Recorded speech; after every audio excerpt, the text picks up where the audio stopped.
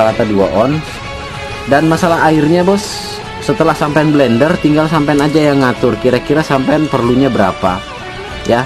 Nanti setelah ini sampean simpan di tempat tertutup ya.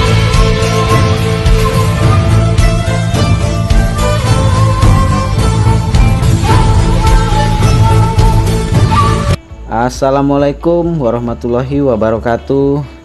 Selamat pagi, salam sejahtera buat kita semua. Apa kabar bos? Balik lagi di Bakal Peternak. Terima kasih buat sampean yang sudah klik video ini, dan semoga dilanjut subscribe ya bos. Oke, kali ini kita akan membahas tentang suplemen ya, suplemen DOC agar dapat memaksimalkan fondasi produktivitas DOC ini ke depan.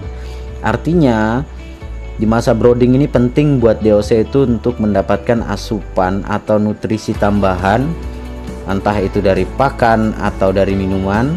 Dan biasanya beberapa rekan peternak itu menggunakan Vitacik atau Neobro ya bos. Jadi ini adalah ciri-ciri DOC yang sehat bos.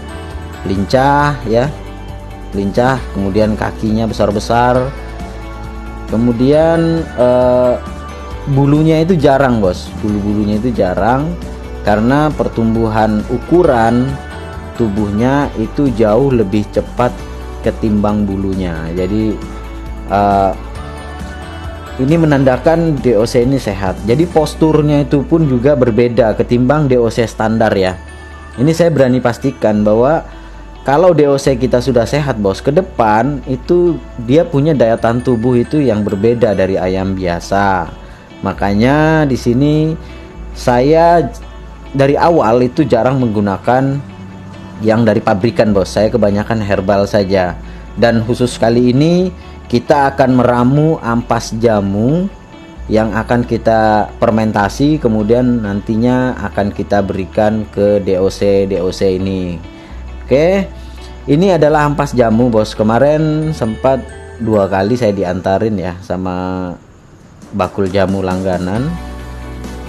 Ini penggunaan ampas jamu ini sangat baik sekali, dan memang sudah sejak awal saya gunakan untuk DOC saya. Dan bukan hanya DOC bos, karena DOD saya pun saya berikan ini. Dan biasanya saya memberikannya itu 3 kali dalam seminggu ya, artinya jeda 2 hari sekali. Jeda 2 hari sekali itu saya berikan ke DOC ini untuk sebagai nutrisi tambahan. Nah, pertanyaannya adalah bagaimana kalau seandainya nih di daerah sampean itu kesulitan untuk mendapatkan ampas jamu ya. Wah, ini masalah ini bos. Tapi tenang saja, nanti sampean tinggal kumpulkan bahan-bahannya. Ini seperti kencur, kemudian jahe, kunyit, laos ya, kemudian temulawak. Syukur-syukur kalau ada temu ireng bos. Itu sampean blender aja semua. Mengenai ukuran sampean boleh 1 on atau 2 on ya. Nah, anggaplah 2 on. Jadi setiap onsnya itu mewakili liter bos, liter air yang nantinya akan sampean pakai. Nah, kalau penggunaan ampas jamu di sini kita terbatas bos penggunaan air. Karena apa? Karena dia sarinya itu udah nggak ada kan. Jadi kita terbatas untuk penggunaan airnya. Dia nggak bisa banyak bos. Tapi kalau sampean bahannya sampean kumpulkan bahan mentahnya, maka airnya sedikit lebih pun nggak apa-apa. Karena apa? Sari dari ramuan herbal tadi, dari bahan-bahan herbal tadi itu masih ada gitu kan. Nah, jadi setelah sampai blender jadi halus, kemudian sampai tambahkan air. Berapa jumlah airnya? Itu 1 liter mewakili 1 ons beratnya. Oke, jadi nah ini untuk pemberian ampas air pada ampas jamu. Ini kalau sampai tanya ukuran air bos, saya masih bingung jawabnya, karena jawab yang pastinya sih tergantung dari jumlah ini aja bos, tergantung dari jumlah ampas jamunya ya. Jadi kebalik bos, kalau umpamanya sampean ampas jamunya dikit terus kasih air banyak ya hambar nanti bos. Jadi sekiranya itu gini bos, sekiranya sampean ngaduk itu tangan sampean itu apa masih ini ya, apa sih namanya ya, masih agak kental lah ceritanya. Nah jadi seperti ini diremas-remas, kita keluarkan kembali sari-sarinya ya, karena ini kan sarinya tinggal sedikit lagi bos. Justru kenapa harus kita fermentasi, agar sarinya itu meningkat dan yang pastinya nutrisi atau kandungan yang ada pada bahan herbal ini bisa dimaksimalkan melalui teknik fermentasi.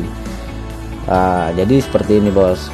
Nah kemudian nanti kita akan berikan cairan probiotik. Kalau saya itu simpelnya menggunakan NTJ, karena NTJ ini langsung aja bos dituangin tanpa perlu pemberian, tanpa perlu diaktifkan lagi lah ceritanya ya, tanpa perlu diaktifkan lagi, tinggal langsung diberikan NTJ. Nah pertanyaannya, kalau umpamanya sampean pakai E4, sampean harus membuat dulu bos. Jadi contoh, dalam setengah liter air sampean berikan 1 tutup botol E4, kemudian sampean berikan gula merah atau gula putih secukupnya, diaduk, dibiarkan 15 menit bos, biar bakterinya aktif. Nanti setelah bakterinya aktif, baru sampean setelah 15 menit ya, sampean masukkan ke dalam ampas tahu atau ramuan bahan herbal yang sudah sampean kumpulkan tadi, yang sudah di blender, diberi air, ditambahkan air probiotik yang sudah sampean buat. SOC apakah bisa? Bisa sekali, sama saja. Jadi setelah ramuan air probiotik ini sampean masukkan, silahkan diaduk rata sambil tetap diremas-remas, dengan harapan sari dari ampas jamu ini tadi bisa keluar ya. Berbeda halnya kalau sampean dari bahan yang sampean buat dari awal, bahan mentah ya. Kalau ini kan bahan sisa bos. Justru kenapa harus difermentasi, karena memang kita mau mengeluarkan intisarinya, kemudian memaksimalkan nutrisinya. Jadi seperti itu.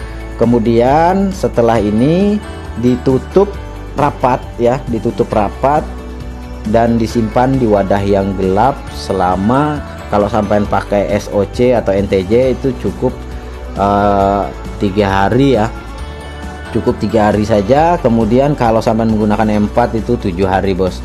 Dan selama proses menunggu ini, selama proses fermentasi itu setiap hari dibuka dan diaduk supaya proses fermentasinya itu lebih cepat ya.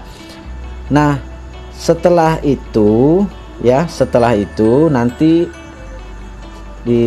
setelah proses fermentasi sampai simpan di wadah gelap ya, kemudian dibuka ketika sudah cukup harinya. Kalau tadi NTJ dan SOC itu cukup 3 hari 3 malam ya, kalau M4 7 malam. Nah dibuka kemudian disaring bos, disaring bersih ya bos. Kemudian ampasnya itu nanti sampean berikan lagi sebagai pakan ayam, sebagai campuran tambahan pakan ayam untuk ampasnya. Dan untuk airnya itu sampean simpannya di botol kaca supaya awet bos, simpan di botol kaca supaya awet dan sampean lebih mudah memberikannya.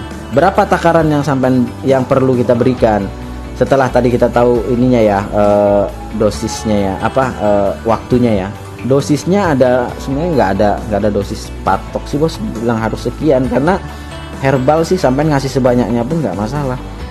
Jadi apakah dicampur air ya, apakah dicampur air? Kalau saya sih biasanya enggak bos, langsung aja ya. Jadi air saringan dari setelah disaring itu langsung biasanya saya berikan aja ya. Nah ini setelah ditutup rapat seperti ini baru kita fermentasi. Jadi berapa banyak sampai perlu nggak dicampur air, atau apakah langsung diberikan gitu kan? Kalau saya bos, selama ini saya langsung berikan ke DOC saya atau DOD ya. Dan alhamdulillah itu salah satu rahasia kenapa DOC saya itu sehat dan tingkat kematiannya itu sangat kecil bos, sangat kecil. Nah ini sampean bisa lihat, ini lincah-lincah bos, lincah-lincah, kemudian ya ginuk-ginuk gitu ya, ginuk-ginuk gitu terus. Nah ini saya memberikannya segini bos takarannya, jadi sekali habis. Biasanya kalau saya berikannya malam, pagi itu udah habis bos, ada sisa pun sedikit itulah biasanya langsung saya buang. Nah Ini diletakkan itu jauh dari lampu. Alasannya adalah karena ini adalah minuman probiotik, dia nggak bisa kena hawa panas bos, dia pasti mati ya. Oke bos, jadi itu saja untuk video kali ini. Sampai jumpa di video berikutnya dan jangan lupa di subscribe ya bos. Sekian, assalamualaikum warahmatullahi wabarakatuh, salam sukses.